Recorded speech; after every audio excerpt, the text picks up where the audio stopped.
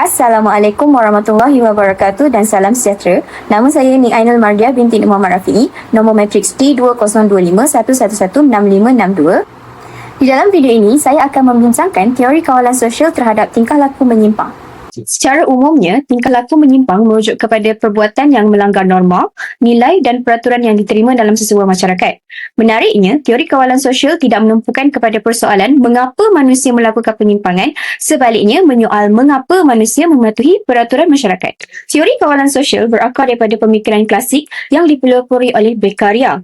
Menurut teori ini, manusia dianggap sebagai individu yang rasional dan mempunyai kehendak bebas serta cenderung untuk memaksimumkan keseronokan dan meminimumkan kesakitan. Oleh itu, tanpa kawalan sosial, individu lebih mudah terlibat dalam tingkah laku menyimpang.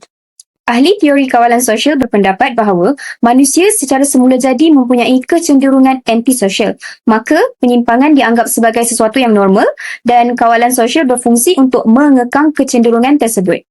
Salah seorang tokoh penting dalam teori ini ialah Ivanhoe. Beliau menyatakan bahawa tingkah laku menyimpang berlaku apabila kawalan sosial menjadi lemah atau tidak mencukupi. Ivanhoe membahagikan kawalan sosial kepada 4 jenis, iaitu kawalan dalaman, kawalan tidak langsung, kawalan langsung dan alternatif pemenuhan keperluan. Kawalan dalaman merujuk kepada nilai moral, rasa bersalah dan suara hati yang dibentuk sejak kecil. Kawalan tidak langsung pula melibatkan hubungan emosi dengan ibu bapa, di mana individu mengelakkan penyimpangan kerana takut mengecewakan orang yang disayangi.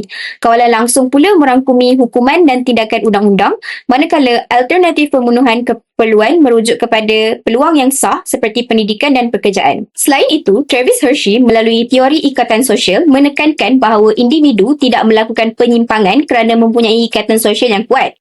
Hershey menggariskan 4 elemen utama iaitu keterikatan, komitmen, penglibatan dan kepercayaan. Semakin kuat ikatan sosial ini, semakin rendah kecenderungan seseorang untuk terlibat dalam tingkah laku menyimpang. Sebagai kesimpulan, teori kawalan sosial mengingatkan kita bahawa setiap individu sebenarnya mempunyai keupayaan untuk memilih sama ada patuh atau menyimpang. Namun, kekuatan ikatan sosial, nilai yang diterapkan sejak kecil serta sokongan persekitaranlah yang menentukan arah pilihan tersebut. Tanpa kawalan sosial yang kukuh, tingkah laku menyimpang boleh menjadi sesuatu yang sukar dielakkan. Justeru, peranan keluarga dan masyarakat amat penting dalam membentuk individu yang berfungsi dengan baik dalam sesebuah masyarakat.